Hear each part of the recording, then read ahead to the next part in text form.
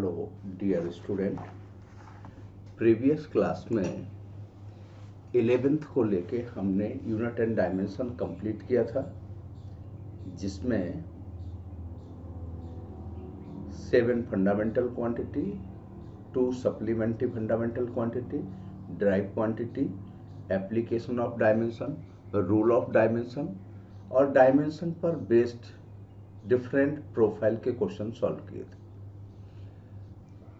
Student ने कुछ ने कमेंट्स लिखा था कि एक क्लास का हमें टाइम दिया जाए, तो मैंने कल क्लास इसलिए नहीं ली थी ताकि बच्चे क्वेश्चन कर सकें।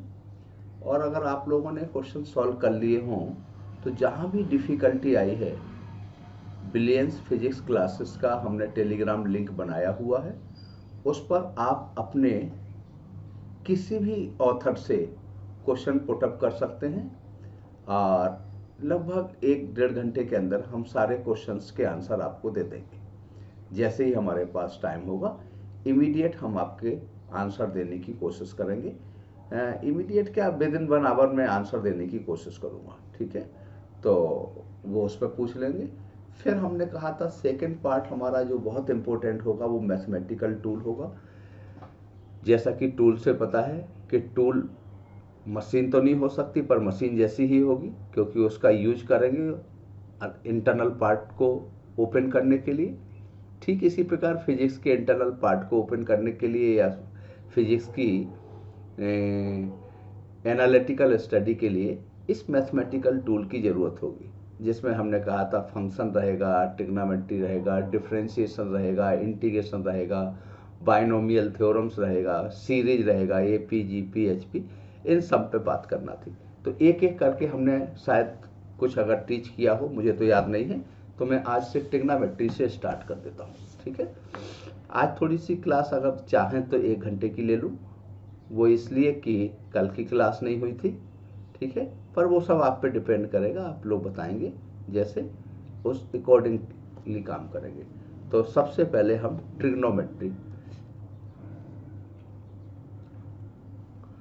ट्रिग्नोमेट्री क्यों पहले सबसे पहले स्टार्ट कर रहे हैं? क्योंकि हमें कोई ना कोई एक मैथमेटिकल रूल लेना है। ट्रिग्नोमेट्री समझ लेंगे तो ट्रिग्नोमेट्री के डिफरेंशियल वगैरह की टर्म के बारे में चर्चा करना ज़्यादा आसान रहेगा। तो हम सबसे पहला टर्म देख रहे हैं ट्रिग्नोमेट्री।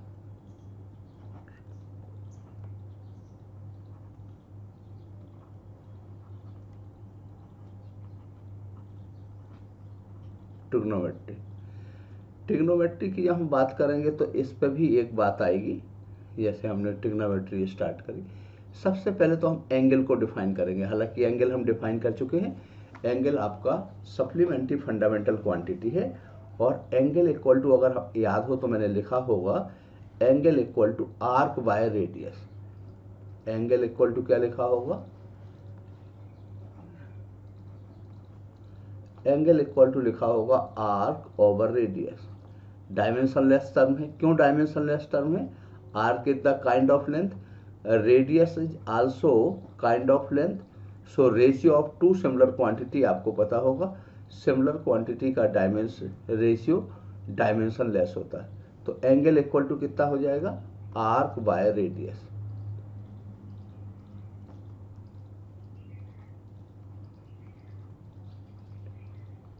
लेकिन डायमेंशन लेस टर्म है, लेकिन यूनिट लेस टर्म नहीं है। इसको किस में मेजर करते हैं? डिग्री में, रेडियन में, मिनट में। ऐसा ही सिस्टम में अगर देखेंगे एंगल को अगर मेजर करेंगे तो ऐसा यूनिट हमने जब कभी fundamental quantity, supplementary fundamental quantity teach किया होगा तो लिखा होगा इसका ऐसा यूनिट रेडियन होता है। ये भी बताया होगा कि डिग्री भी होता है और डिग्री को कैसे रेडियन में बदल दें। तो रेडियन इक्वल टू लिखवाया था, अगर आपको याद आ गया हो फॉर्मूला, 100% लिखवाया होगा। रेडियन इक्वल टू होता है थीटा, अगर डिग्री में लिखा है, इंटू पाई बाय 180। ये आपका रेडियन में आ गया। अगर रेडियन को डिग्री में बदलना है तो आपको पता है 1 pi radian, 1 pi radian 180 degree होता है। ये दूसरा तरीका हो गया। किसको किस में कन्वर्ट करना है इस फॉर्मूले की हेल्प से आप लोग कैलकुलेट कर लोगे। ठीक है, 1 रेडियन कितना होगा आपका अगर निकाला जाए तो 1 रेडियन लगभग कितना होता है 57 डिग्री के करीब होता है। अगर मैं यहाँ लिखूं तो 1 रेडियन जो होगा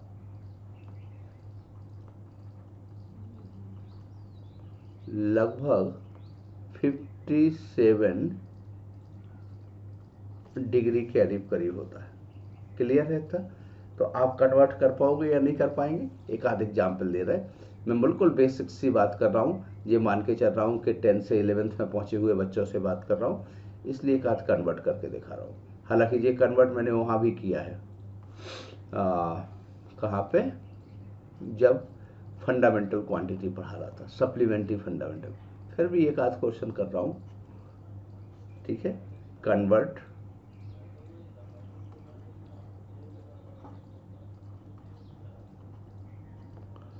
नाइन्टी डिग्री 60 डिग्री एंड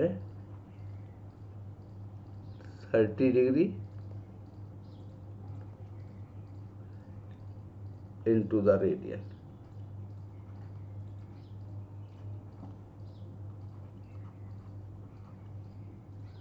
किस किस को बदलना है? 90 डिग्री 60 डिग्री एंड 30 डिग्री को।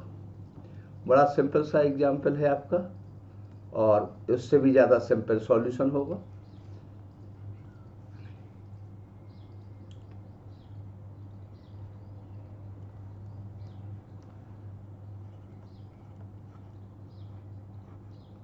अब देखो, जैसा कि फॉर्मूला दिखाया था, क्या बताया था बताओ?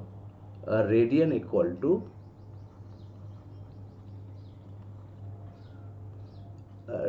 Equal to theta in degree into pi by 180।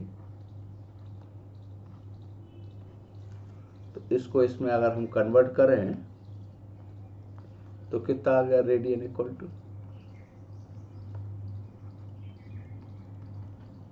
अब 90 डिग्री को बदल रहे हैं तो 90 इंटू पाई बाय 180, तो कितना आ जाएगा? Pi by 2। ये 90 डिग्री की वैल्यू आ गई रेडियन में। 60 डिग्री को बदलोगे तो क्या आ जाएगा? 60 इंटू पाई बाय 180, ये कितना हो गया? Pi by 3 radian. ये 60 डिग्री इक्वल टू हो गया 60 डिग्री पाई बाई 3। 30 डिग्री करेंगे तो 30 डिग्री कितना आ जाएगा? 30 into pi by 180, pi by 6 radian.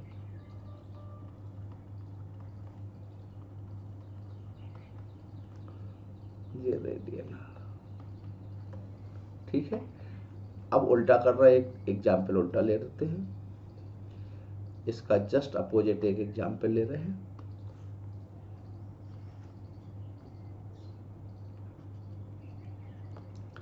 आप सोच रहे होंगे इतना सिंपल एग्जाम्पल कभी कंपटीशन में आएगा? बिल्कुल नहीं आएगा, पर इसका यूज करना आना चाहिए। कन्वर्ट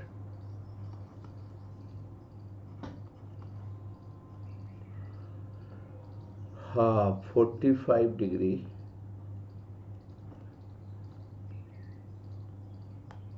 नहीं, आपने ये तो बदल दिया था ना रेडियन में, ऐसा कर रहा है। Convert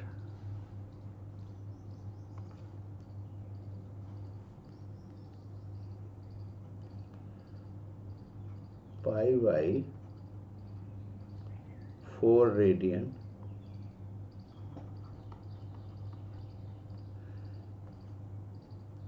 two degree.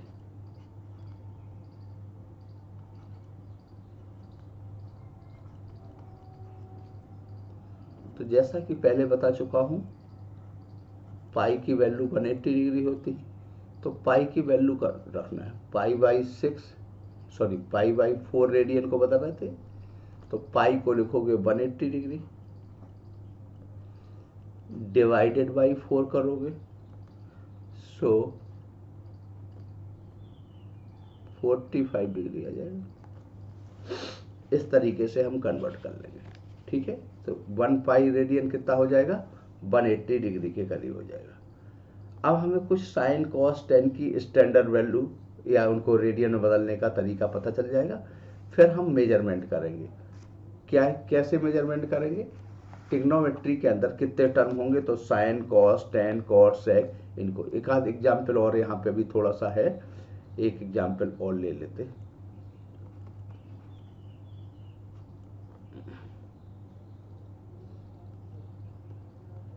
2 pi radian को डिग्री में बदलते जाता है।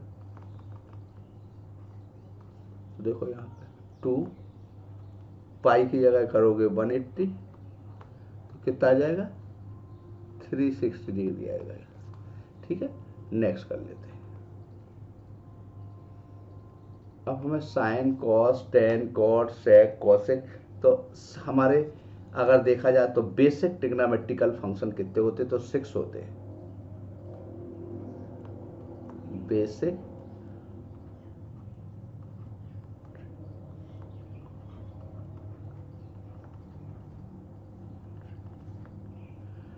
बेसिक ट्रिग्नोमेट्रिक फंक्शन अगर देखें तो कितने बेसिक ट्रिग्नोमेट्रिक फंक्शन होंगे, 6 बेसिक ट्रिग्नोमेट्रिक फंक्शन होते हैं। साइन कॉस टेन और इनके रेसिप्रोकल कर दें, तो साइन का कॉसेक, टेन का कॉट और कॉस का सेक।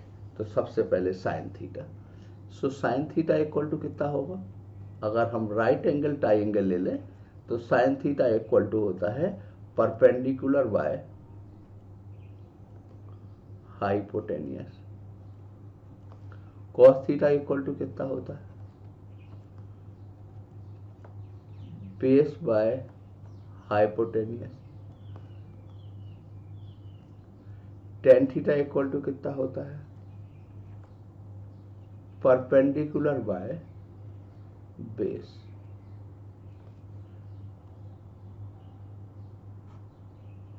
इसका रेसिप्रोकल करोगे तो कॉसेक थीटा, तो फॉर्मूला जस्ट उल्टा हो जाएगा, h बाय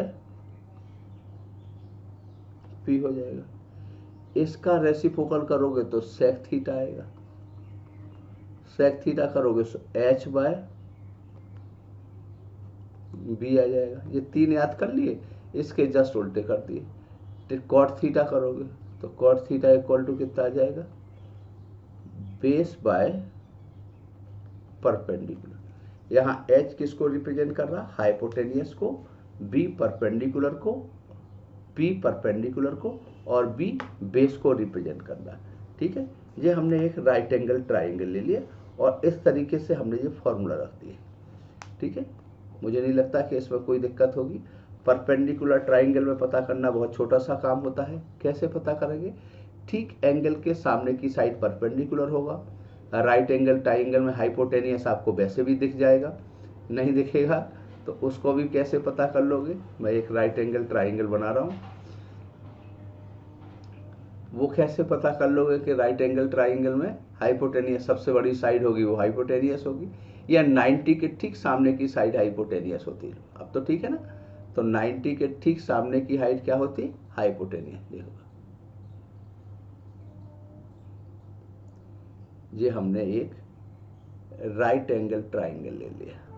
अब तो क्लियर है कि ये 90 डिग्री है, इसके सामने की साइड हाइपोटेनियस। और अगर ये एंगल में थीटा ले लूं, ये एंगल मैंने कितना ले लिया, यहाँ पे थीटा ले लिया, तो थीटा के ठीक सामने की साइड ये परपेंडिकुलर हो जाएगी।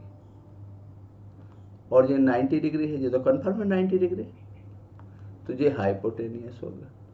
अब नेचुरल के बेस ये हो जाएगा आपको। अगर थीटा ये ले लेते तो परपेंडिकुलर ये हो जाता, थीटा के ठीक सामने वाली साइड परपेंडिकुलर होती। हम लोग तो जब यूपी बोर्ड से हम लोगों ने स्टडी करी तो हम लोग ऐसे याद करते थे, LAL। हालांकि ये आज के टाइम पे इसको कुछ लिखना बहुत ज़्यादा अच्छा नहीं है। लाल बटे कक्का, के क्या करते थे, साइन को लंब बटे कर्ण, आधार बटे कर्ण, लंबटे आधार। ठीक है ये, लेकिन वो टाइम था जब ऐसा लिखा करते थे। यूपी बोर्ड में हम लोगों ने ये 10th क्लास में ट्रिग्नोमेट्री में पढ़ा है। तो लाल बटे का क्या बने साइन थीटा, लंब बटे कर्ण, आधार बटे कर्ण, आधार माने बेस, कर्ण का मतलब हाइपोटेनियस, और लंब बटे आधार यानी परपेंडिकुलर बाय बेस, इसको टेन थीटा, इसके रेसिप्रोकल कर लेते थे। पर अब तो खैर वो टाइम नहीं है और ना इस तरीके से कोई याद करता होगा। तो ये ठीक है, ऐसे तो याद करना है तो मैं ऐसा कर सकता हूं, हालांकि ये कोई बहुत अच्छा पैटर्न तो नहीं कहा जा सकता है। P B P divided by H H V, ऐसा हो गया। ये साइन थीटा हो गया, perpendicular by hypotenuse, base by hypotenuse को कॉस, और परपेंडिकुलर बाई बेस को, इसको बोल दिया साइन थीटा, इसको क्या बोल दिया कॉस थीटा, इसको क्या बोल दिया टेन थीटा। ये क्या हो गया साइन थीटा, ये हो गया कॉस थीटा, ये क्या हो गया, और इसका रेसिप्रोकल करोगे तो टेन का रेसिप्रोकल क्या होगा कॉट, कॉस का रेसिप्रोकल सेक, और साइन का रेसिप्रोकल क्या होगा कॉसेक थीटा। तो इस तरीके से कर लेंगे, मुझे नहीं लगता इसमें कहीं कोई डिफिकल्टी आई। कुछ बेसिक आपको वैल्यू भी पता होना चाहिए कि जैसे साइन 30 की वैल्यू क्या होती है, साइन 60 की क्या होती है, ऐसी कुछ वैल्यू, बेसिक वैल्यू हमें याद होना चाहिए। जैसे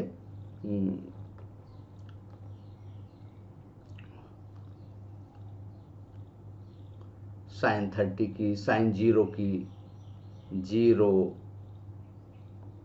30,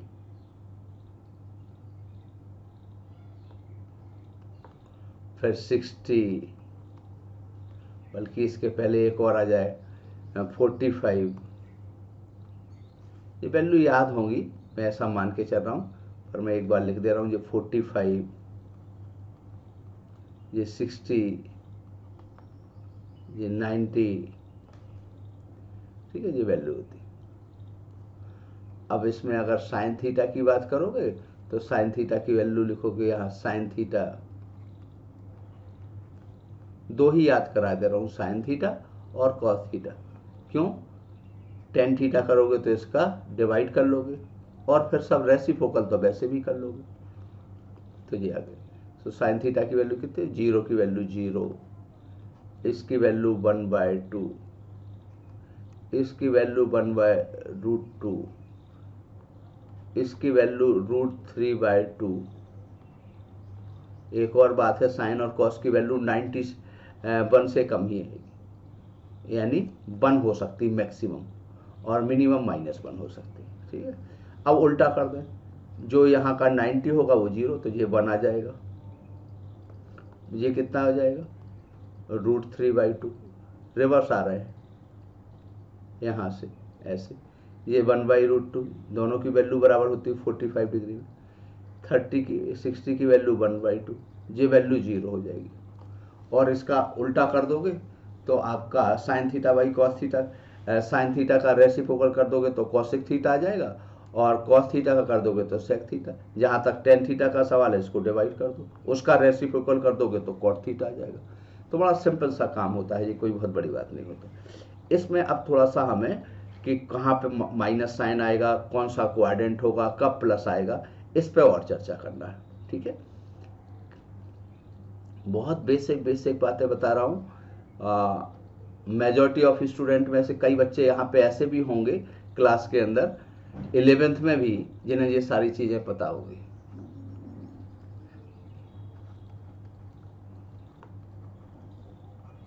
पर मैं ऐसा मान के चल रहा हूँ कि जो 10th से 11th में पहुंचे हुए बच्चे हैं जिन्हें जानकारी नहीं है, मैं उनके लिए ये बातें कर रहा हूँ। ठीक है, तो ये टेक्नोमेट्री। अब सवाल आता है कि क्वाड्रेंट हमें पता करना होगा। सबसे पहले क्या पता करना होगा, तो एक हम सर्किल बना दें यहाँ पे।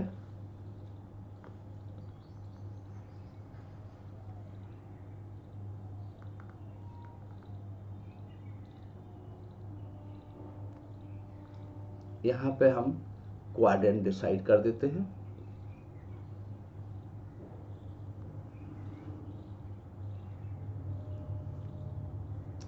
फर्स्ट क्वाड्रेंट 0 से 90 तक जाएगा। सेकेंड क्वाड्रेंट 90 से, ये फर्स्ट क्वाड्रेंट, ये फर्स्ट है, ये सेकेंड क्वाड्रेंट है, ये थर्ड क्वाड्रेंट है, और ये फोर्थ क्वाड्रेंट। फर्स्ट क्वाड्रेंट की वैल्यू 0 डिग्री से 90 डिग्री तक होगा। ये 90 डिग्री से 180 तक होगा, 180 डिग्री से 270 तक होगा, ये 270 से 360। आपको अच्छे से दिख रहा होगा क्या क्या ऐड करते जा रहे हैं, 90 ऐड करते जा रहे हैं।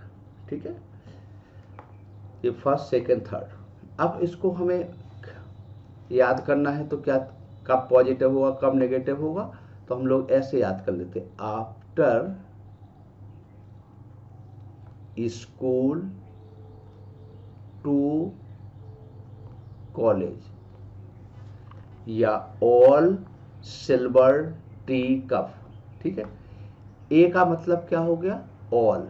ए का मतलब ऑल, एस का मतलब साइन और उसका रेसिप्रोकल कॉसेक, टी का मतलब 10 और उसका रेसिप्रोकल कॉट, सी का मतलब कॉस और इसका रेसिप्रोकल सेक। ये फर्स्ट क्वाड्रेंट की बात है। ये किसकी बात है, सेकेंड की बात। ये किसकी बात है, थर्ड की बात। ये किसकी है, फोर्थ क्वाड्रेंट। इसका मतलब फर्स्ट क्वाड्रेंट में ऑल पॉजिटिव होंगे, ऑल पॉजिटिव होंगे। इसमें एस सेकेंड क्वाड्रेंट में साइन पॉजिटिव होगा और उसका रेसिप्रोकल कॉस, एस का मतलब साइन एंड इसका रेसिप्रोकल होगा कॉसेक, ये पॉजिटिव होगा। थर्ड क्वाड्रेंट की वैल्यू आपको जैसा कि पता है 180 से 270 के बीच में, टी का मतलब 10 एंड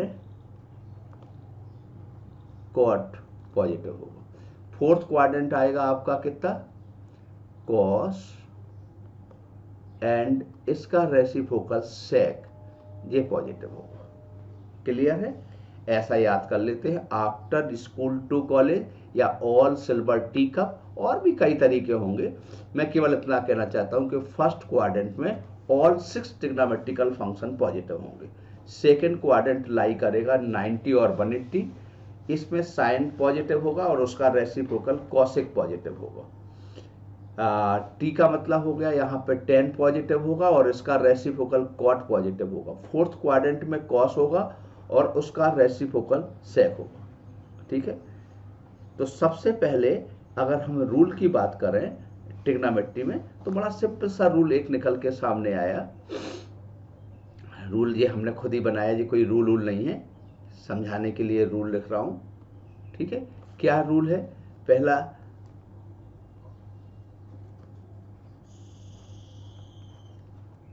ये रूल्स लिखे दे रहा हूं, काय के लिए, for finding the trigonometrical ratio और एंगल ग्रेटर देन 90 के लिए। 90 से कम के लिए तो क्या होगा, आपको पता है ऑल पॉजिटिव होंगे, ग्रेटर देन 90 के लिए। तो पहला स्टेप आपको पता करना है, स्टेप फर्स्ट क्या पता करना होता है कि वो पर्टिकुलर वैल्यू 90 से जो ज्यादा है वो किस क्वाड्रेंट में लाई कर रही, आइडेंटिफाई करना होता है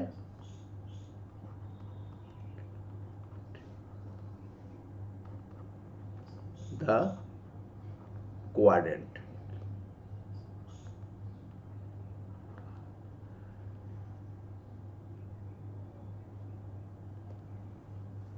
क्वाड्रेंट का होता QUE,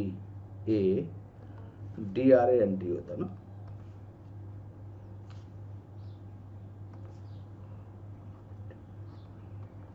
quadrant. Identify the quadrant in which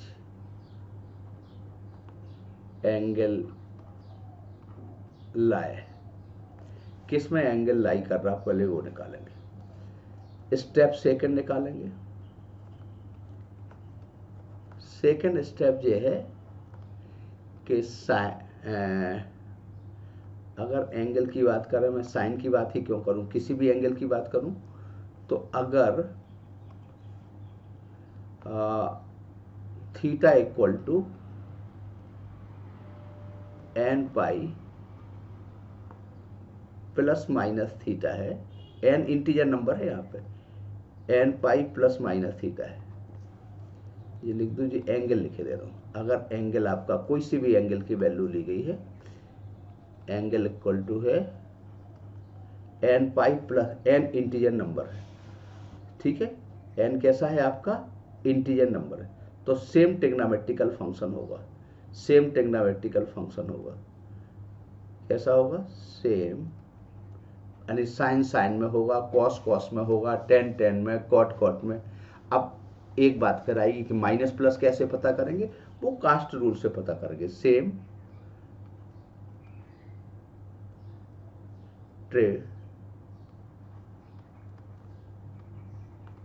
trigonometric function of theta and sine will be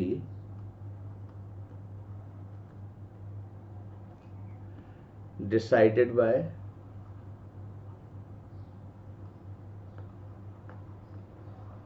quadrant rule, जो अभी अभी लिखा था क्वाड्रेंट रूल, या कास्ट रूल लिखे दे रहे हैं, CAST, cast rule. Quadrant rule से जो अभी लिखा था उससे आप डिसाइड कर लोगे, मुझे लगता है इसमें तो कोई दिक्कत नहीं।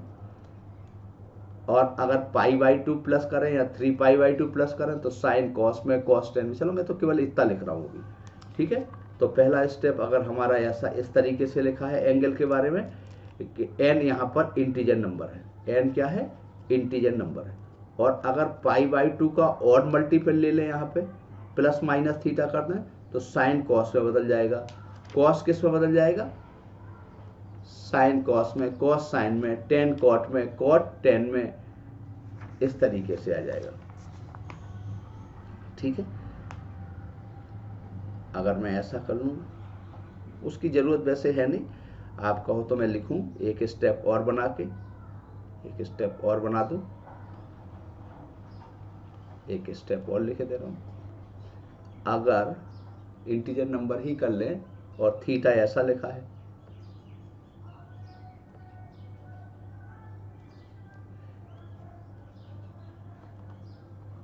एंगल इक्वल टू लिखा है थीटा, तो 2n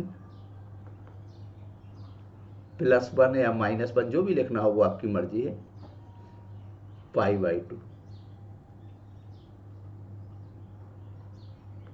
प्लस माइनस थीटा कर दें।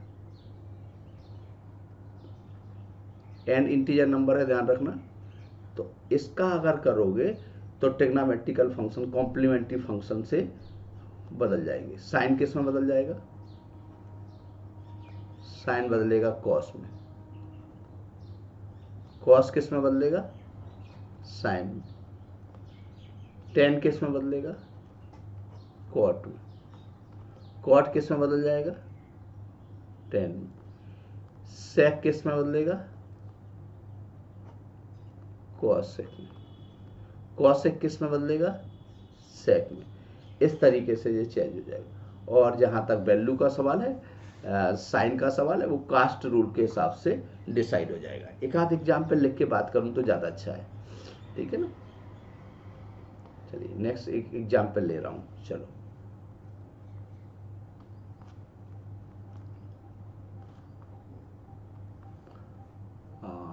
cos 120 की वैल्यू लिख रहा हूं। किसकी वैल्यू लिख रहा हूं? cos 120। अब ये तो कंफर्म है, ये कौन से क्वाड्रेंट में लाई कर रहा है? 0 से 90 फर्स्ट क्वाड्रेंट होगा और 90 180 के बीच में सेकंड क्वाड्रेंट है, तो ये सेकंड क्वाड्रेंट है। ये क्लियर हो गया? तो सबसे पहले तो क्वाड्रेंट पता करा, तो ये कौन से क्वाड्रेंट में है? सॉल्यूशन लिखने के पहले हम क्वाड्रेंट लिख लें। तो ये किस क्वाड्रेंट में है बताओ? बिना सॉल्व करे बेटा क्वाड्रेंट तो पता चल गया, सेकंड क्वाड्रेंट में लाई कर रहा। अब सेकंड क्वाड्रेंट में कॉस की क्या वैल्यू होती है? कॉस नेगेटिव होता है कास्ट रूल से। कैसे पता चला सेकंड क्वाड्रेंट में कॉस कैसे नेगेटिव होता है? क्योंकि फर्स्ट में तो सभी ट्रिग्नोमेट्रिकल फंक्शन पॉजिटिव होते हैं और सेकंड क्वाड्रेंट में केवल साइन और उसका रेसिप्रोकल कॉसेक ही पॉजिटिव होता है। तो कॉस तो आपका पॉजिटिव होगा फोर्थ क्वाड्रेंट में। तो पहले तो ये क्वाड्रेंट पता किया।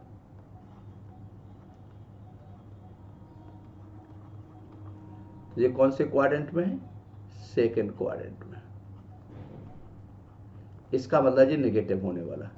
अब ये भी लिखवाया था cos 120 को लिखें तो ऐसा लिख सकते हैं, हमने अभी कहा था n पाई प्लस माइनस करें, तो n पाई माने 180 माइनस 60 करें तो सेम ट्रिग्नोमेट्रिकल फंक्शन आता है।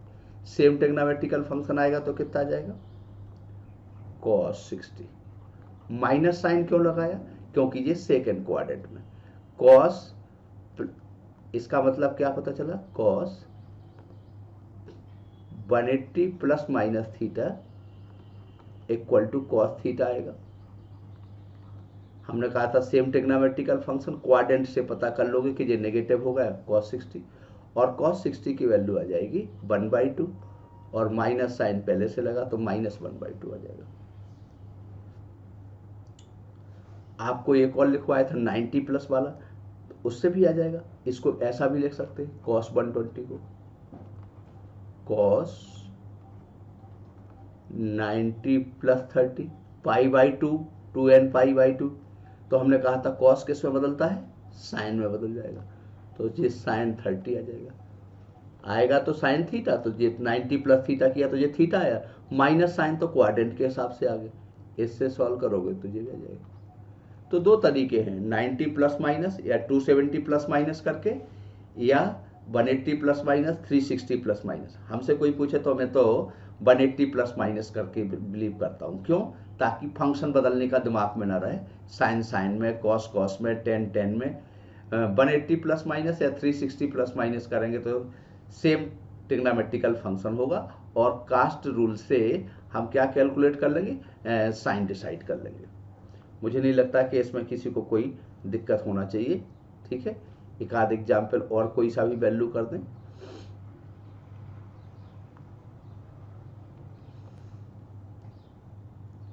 कोई सा भी वैल्यू रख सकते हैं। और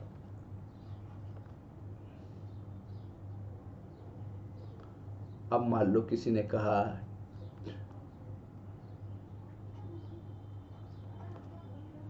10 300 कर लेते हैं।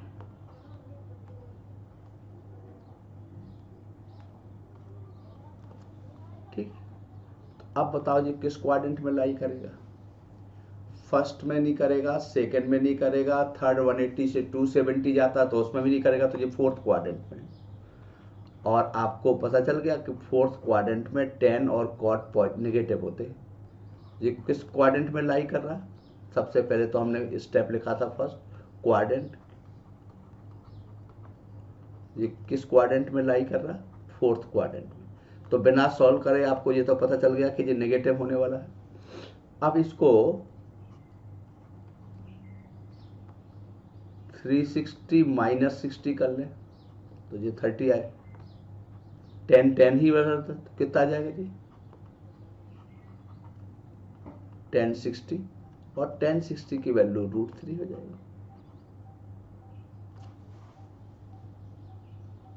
ठीक है, 1060 की वैल्यू हमने निकाली थी √3। मुझे लगता है कि इसमें कोई दिक्कत आ रही है क्या आप लोगों को? जल्दी बोलो बेटा, एक और एग्जाम्पल लिख रहा हूँ, सब नेगेटिव नेगेटिव वाले लिखना ठीक नहीं, साइन 120 लिख लेता हूँ, 150 लिख लो, जो भी लिखना हो। अब बताओ साइन 150 करेंगे तो ये सेकंड क्वाड्रेंट में लाई कर रहा, और सेकंड में साइन पॉजिटिव होगा, इसका मतलब ये वैल्यू पॉजिटिव आने वाली। अब साइन 150 को लिखोगे तो क्या लिखोगे, साइन 180 माइनस 30 इक्वल टू क्या आ जाएगा, साइन 30 इज इक्वल टू 1/2 आ जाएगा। ऐसे नहीं बदलना है तो इसको ऐसे लिखोगे, साइन 150 को क्या लिखोगे, साइन 90 प्लस 60, और हमने कहा था 90 प्लस माइनस करते हैं तो साइन कॉस में कॉस 10 में तो कॉस 60 आ जाएगा, और कॉस 60 की वैल्यू 1/2 आएगा। फिर से एक बार आपको रिवाइज करा दूं, क्या रिवाइज कराया कि पाई प्लस माइनस थीटा, बल्कि n pi plus minus theta करेंगे तो सेम ट्रिग्नोमेट्रिकल फंक्शन होगा, सेम ट्रिग्नोमेट्रिक फंक्शन होगा, और π/2 प्लस माइनस थीटा, बल्कि 2n यहाँ कर दे रहा हूँ, या 2n माइनस या 2n प्लस इस टर्म में है, तो साइन किस में बदलेगा, कॉस में, कॉस किस में बदलेगा, साइन में, टेन किस में बदलेगा, हालांकि ये लिखा चुका हूँ कॉट में, कॉट, कॉस किस में, सेक किस में बदलेगा, कॉसेक में, और कॉसेक किस में बदलेगा, सेक में, ये लिखा चुका हूँ। पर मैं इसको याद करना पसंद नहीं करता हूँ, मैं ऊपर वाले वैल्यू को याद करना पसंद करता हूँ। अब कोई कहता है बहुत बड़ी वैल्यू है, मान लो हजारों के ऊपर है, तो उसी क्वाड्रेंट के हिसाब से उसको डिसाइड कर लोगे कितने साइकिल पूरे हो गए। जैसे मान लो एक एग्जाम्पल मैं ऐसा ले लेता हूँ,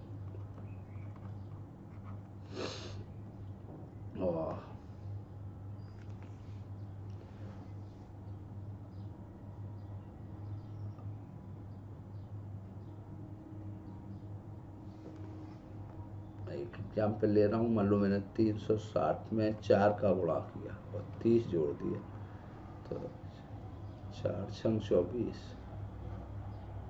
2 4 3 12 2 14, 1470 की वैल्यू ले ली मान लो, ठीक है, कोई ऐसी वैल्यू ले ली। साइन कॉस टेन जो भी लिखना हो वो आप बता दो, मैं वो लिख दूँ। तो साइन 1470 की वैल्यू ले लें, तो अब बताओ जी कितने बार साइकिल पूरा हो जाएगा 360 का, 4 साइकिल पूरा हो जाएगा। Sign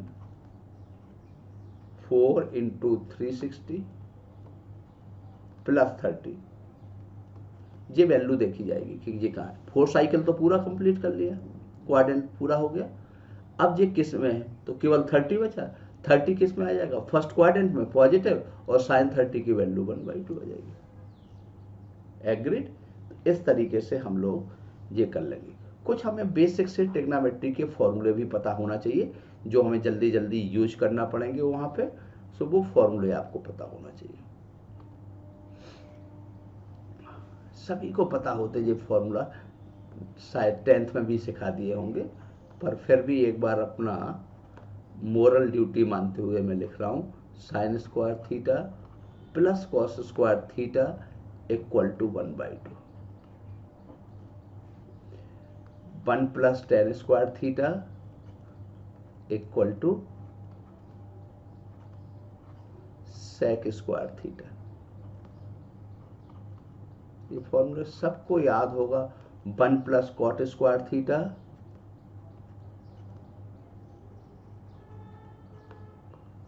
cot square theta equal to cosec square theta. ठीक है, ये एक तो ये फॉर्मूले का, ये आपको फॉर्मूले पता होंगे, नहीं पता होंगे तो ये फॉर्मूले पता होना चाहिए।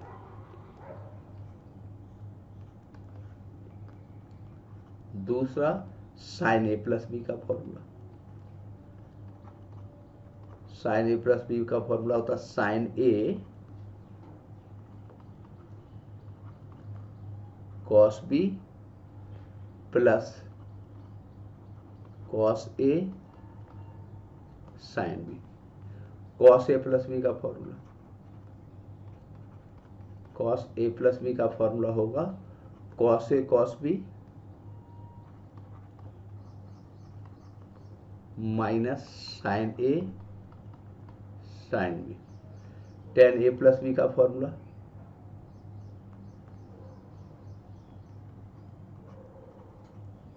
टेन ए प्लस बी का formula tan A plus tan B over complete का 1 minus ten A tan B. ये फॉर्मूला हो जाएगा आपका। अगर यहाँ a माइनस बी कर लें तो यहाँ माइनस आ जाएगा, यहाँ माइनस कर लें तो यहाँ प्लस आ जाएगा, यहाँ माइनस कर लें तो यहाँ माइनस यहाँ प्लस, आपस में साइन चेंज हो जाएंगे। समझ में आ रहा? अगर मान लो साइन a माइनस बी करते तो sign A cos B minus cos A sine B आ जाता है। कॉस ए माइनस बी करते तो cos A cos B plus sign A sine B आ जाता है। टेन ए माइनस बी करते हैं तो यहाँ पे अकॉर्डिंगली साइन चेंज होगा, tan A minus tan B over 1 plus tan A tan B. ठीक है, तो ये वैल्यू आ जाएगी। अब अगर इसकी बात करें साइन 2 थीटा वगैरह की, तो साइन 2a कुछ नहीं, इसी फॉर्मूले का यूज कर सकते। Sign A plus B, B की जगह ए कर दोगे तो साइन 2a का फॉर्मूला होगा 2 sign A into cos A. Cos 2a का फॉर्मूला रख दें तो कॉस 2a का कॉस ए प्लस बी वाले फॉर्मूले में रख लोगे तो कॉस 2a का फॉर्मूला होगा कॉस स्क्वायर ए माइनस साइन स्क्वायर ए। कॉस स्क्वायर साइन स्क्वायर को 1 माइनस कॉस स्क्वायर ए लिखोगे तो 2 कॉस स्क्वायर ए माइनस 1। कॉस स्क्वायर को 1 माइनस साइन स्क्वायर ए लिखें तो 1 माइनस 2 साइन स्क्वायर ए। ये कॉस 2a का फॉर्मूला होगा। मुझे नहीं लगता कि इसमें कोई दिक्कत आएगा। टेन 2a का फॉर्मूला लिख सकते हैं। टेन 2a का कितना होगा 2 टेन ए 1 माइनस टेन स्क्वायर है। हम लोग यूपी बोर्ड से हैं और ये सारी चीज़ें हम लोगों ने 9th क्लास में कंप्लीट कर ली थी बड़े अच्छे से, तो मुझे नहीं लगता कि इतनी बड़ी बात है कि आप लोग ना कर पाएँ। ठीक है, क्लास को आधे घंटे की ही रखते हैं। ठीक है, और मोस्ट वेलकम बेटा, आप लोग जो हमारी क्लास को इतना इम्पोर्टेंस दे रहे हैं, रेगुलर देखते हो और आपने लगातार सब्सक्रिप्शन किया है और अपने कमेंट्स लिखे, और आपके बहुत अच्छे कमेंट्स से हम लोगों को बहुत बड़ी एनर्जी मिलती है बेटा। और मैं ऐसा मान के चल रहा हूँ कि आप लोगों की इस सहयोग के लिए धन्यवाद तो बहुत छोटा वर्ड होता है बेटा, मैं धन्यभाग ही बोलूँगा और लगातार प्रयास करूँगा। और ये प्रॉमिस कर रहा हूँ, कहीं भी अगर किसी कोचिंग को भी ज्वाइन करता हूँ, ऑफलाइन ऑनलाइन कुछ भी करता हूँ, तब भी आपकी क्लास इसी तरीके से सिंसियर वे में रेगुलर रहेगी और आपका पूरा 11th का पोर्शन हम कंप्लीट करेंगे IIT मेंस और एडवांस के लेवल तक।